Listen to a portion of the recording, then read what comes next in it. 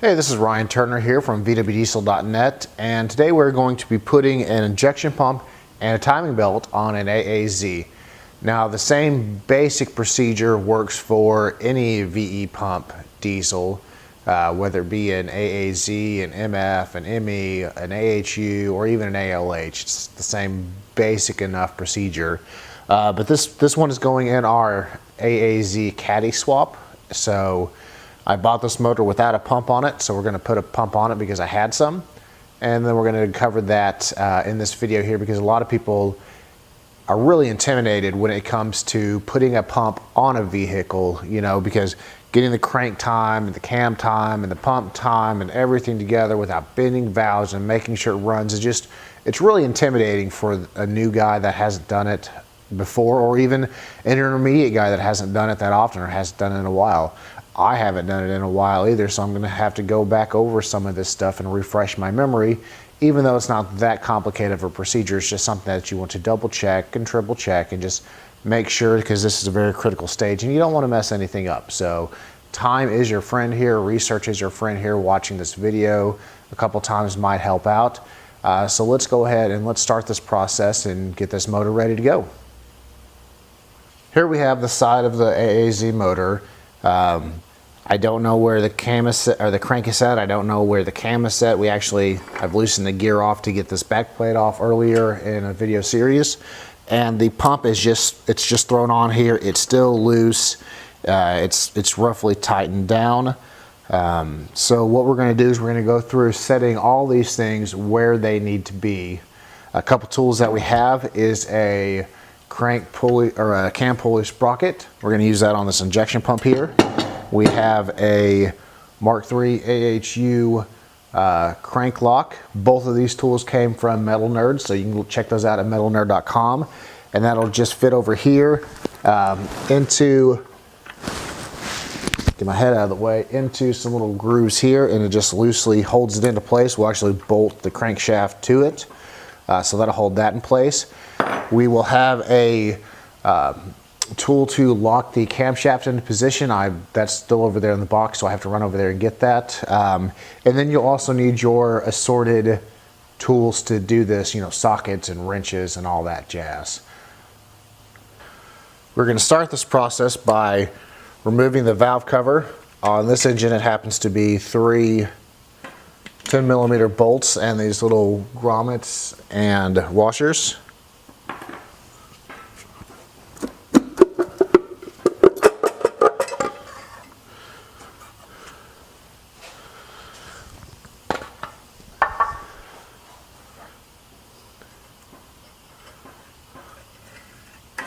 We will remove the valve cover gasket as well.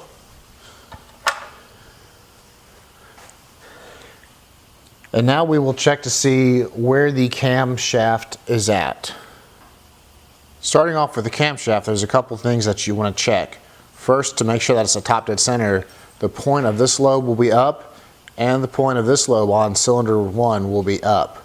This is the crankshaft, and that means these valves are not depressed at all and the valves are completely closed. So we'll look for both of these to be up, and then at the end of the crankshaft we will look at the slot there. At the end of the camshaft here, you will see a slot at the end of it that goes across the entire distance. This is for a lock tool that will slide in that groove and go into place. Now, currently it is not quite perfectly aligned, so it doesn't just slide in there.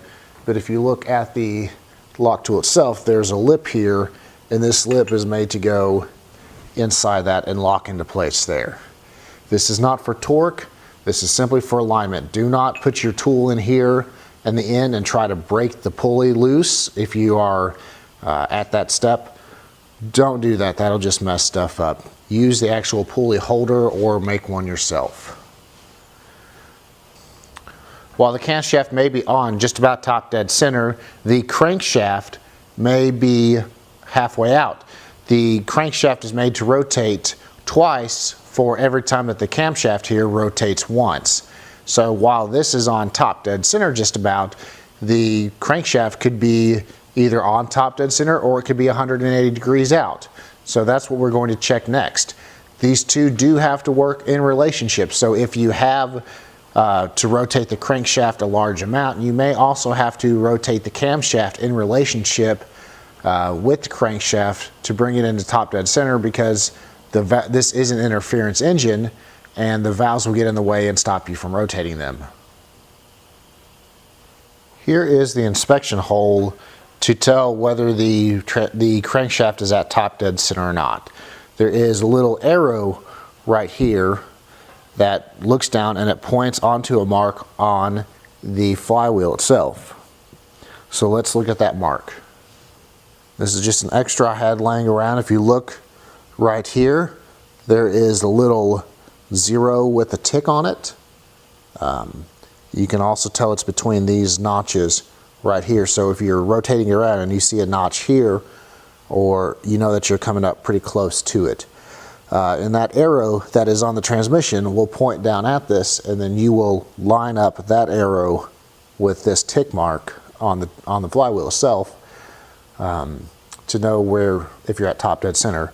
So let's look down then through the hole at that.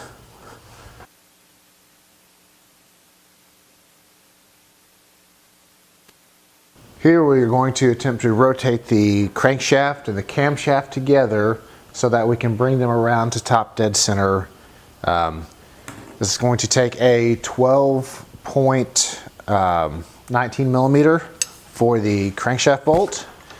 If you have an older motor and it happens to be a 6-point and not a 12-point, then that would be a good time to go ahead and replace that bolt with the upgraded 12-point style. We are also going to use our camshaft holding tools. Basically, they're a set of angle irons with some little nubs at the end to hold on to the crankshaft.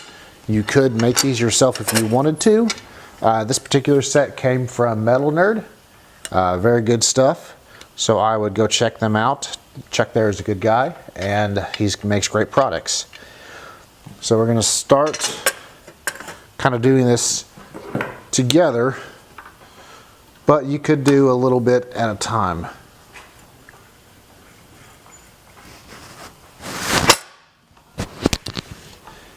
Now you can go so far and you can lightly feel them tap. Now I'm not putting any pressure here. You can feel the valves there. So we definitely don't want to exert any pressure on this to bend these valves.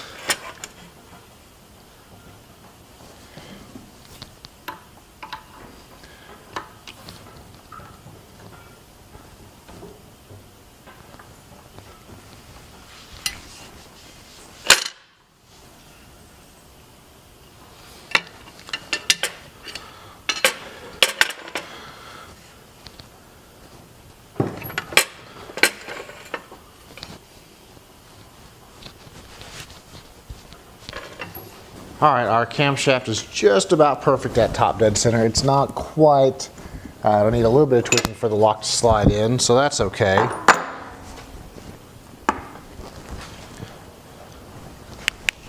Now we're going to take our flashlight and look down in the hole and see if we can tell how close we are.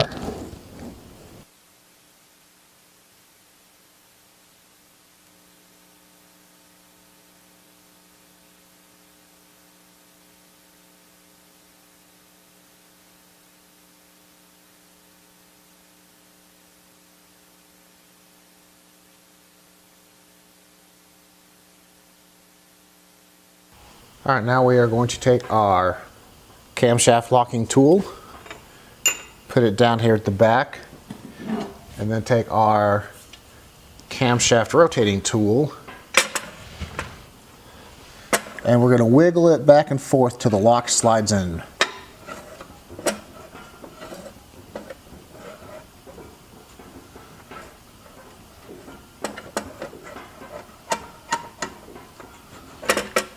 And you want it nice and even so the lock will wiggle back and forth in the channel. There's not a lot of wiggle room,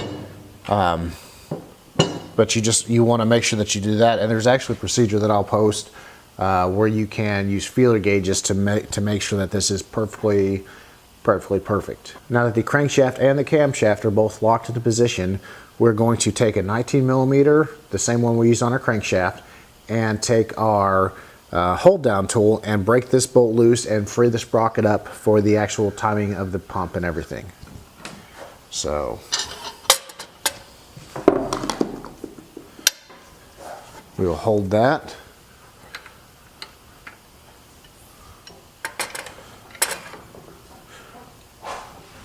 There we go. Lightly loosen it. Then we are going to take and knock this loose from behind with a punch. To remove the cam sprocket, there is a tiny hole in the back plate here that I'm going to take a 3/16 Allen, because that just works well, and I'm going to lightly tap it till it comes off.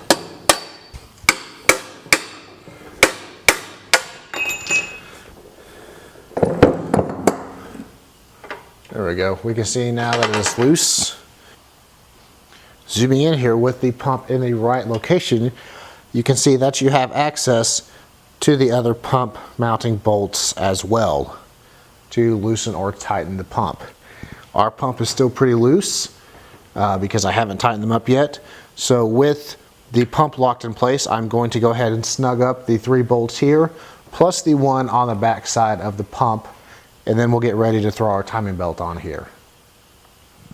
Now that the camshaft is locked and the gear is loose, the crankshaft is locked into place, the pump is locked into place, we are ready to put our timing belt on finally.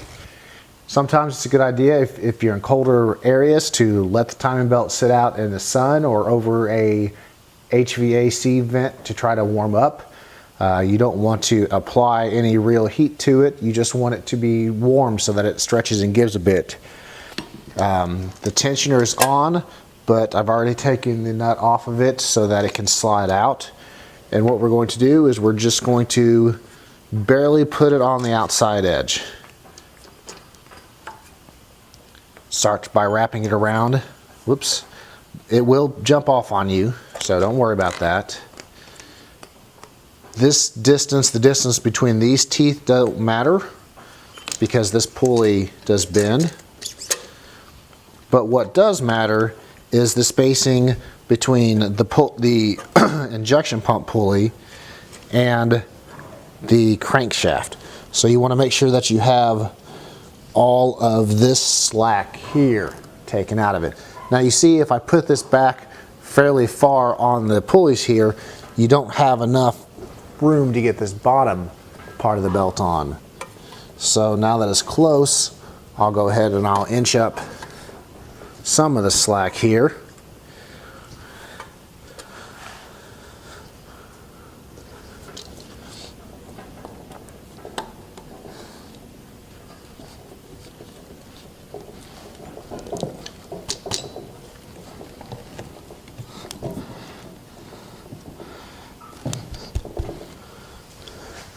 And just take your time with this process. It is a process.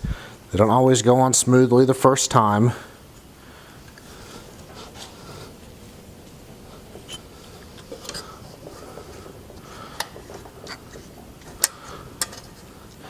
Now on this pulley itself there is a locking tab, and that little locking tab is supposed to be rotated up into place here.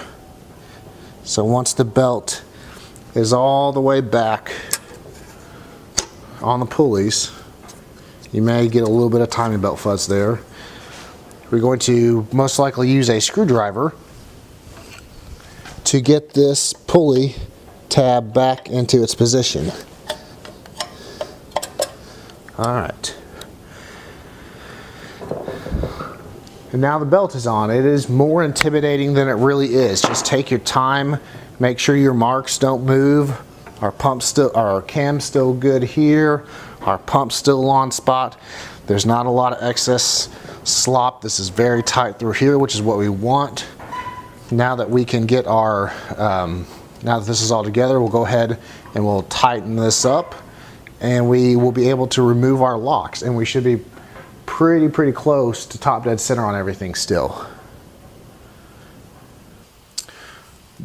If you look here, the pulley has a little notch right here on this metal outside piece that the plastic ring holds around, and then it has a corresponding notch on this inside washer here. So what you're going to do is rotate it up like this until, let me go back because I don't have that loose enough. What you're going to do is you're going to rotate it up until the two notches line up. And then you'll take a 13 millimeter and tighten it down.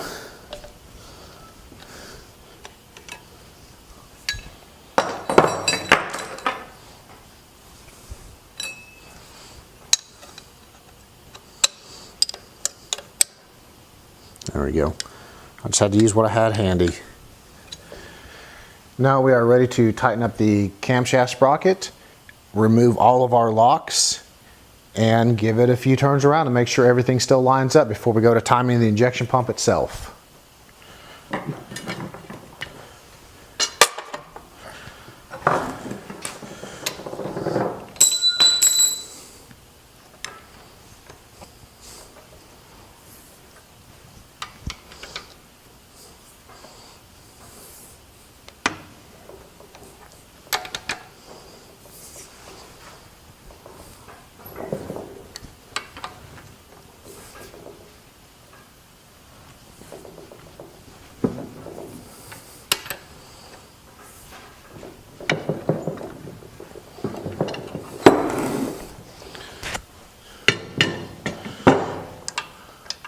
Alright, our sprocket lock is still loose.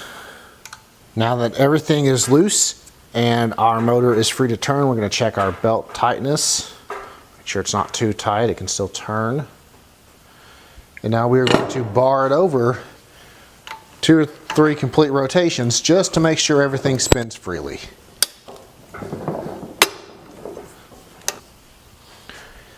Alright. Zoomed in here, we can see the bolt itself. It is between all of the injector lines, and we'll just simply take a 12 mil on an extension. Maybe we don't need the extension.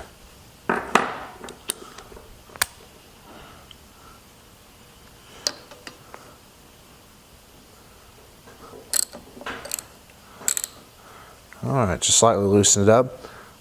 I would go ahead and make sure this whole area is clean first before you do this.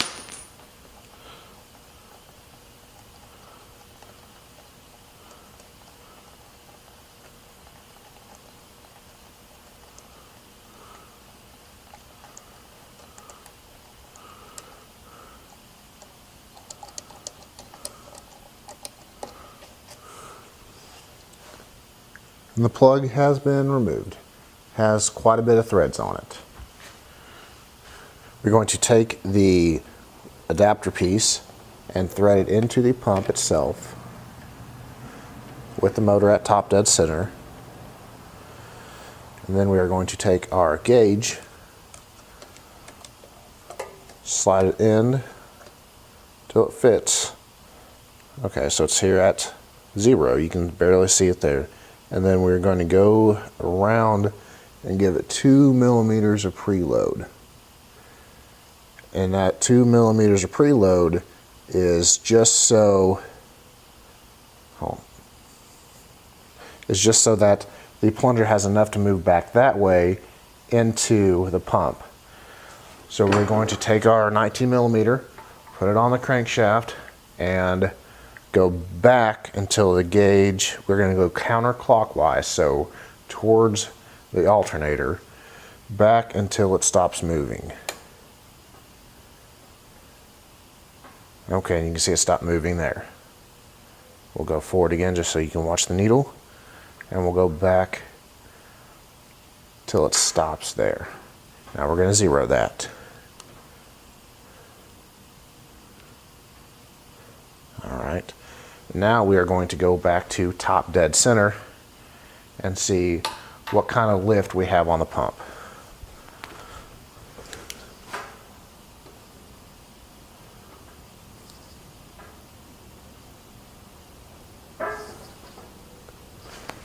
Okay.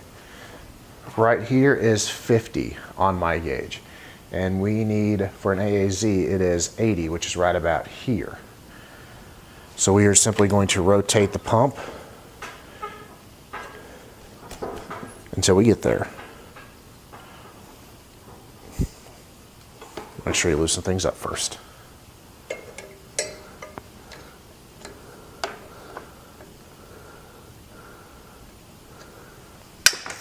Oops.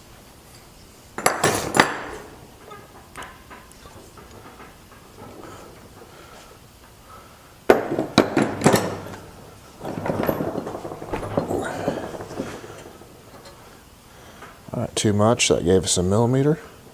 That's 90. Ooh, shit.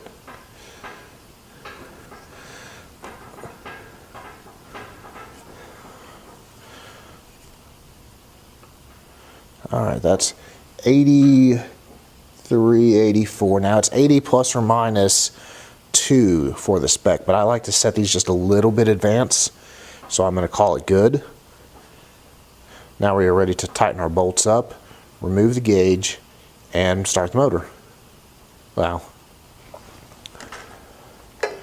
Moving the gauge. And here is the new plug. Make sure that you have the copper washer on it.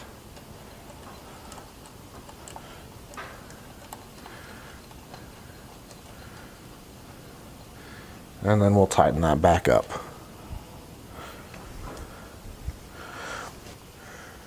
With the pump now timed correctly, everything tightened up, we can now put the injection lines back on it. We can put the valve cover back on it, and anything else that we took off during this process, and get ready to fill the pump, bleed the system out of air, and you'll be ready to start it here pretty soon. I hope that video helped you. It seems like it's kind of a mystery procedure for a lot of guys, that timing the pump is a big deal, and as long as you take your time and make sure that you read and watch this video, maybe watch a few more so you get a big idea of what you're actually doing here, it's really not that hard. It just seems intimidating. If you have any questions, just feel free to leave them below and we'll try to help you out.